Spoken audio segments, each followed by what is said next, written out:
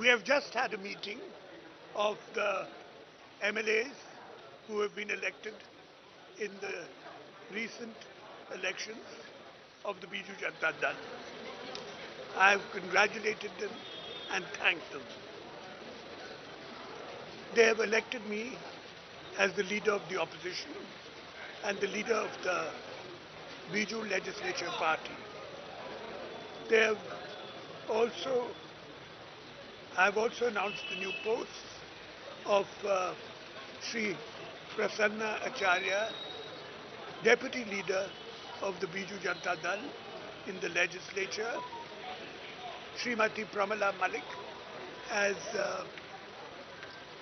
Chief Whip, and Sri Pratap Kesri Dev as Deputy Chief Whip of the Biju Janata Dal. We have just had a meeting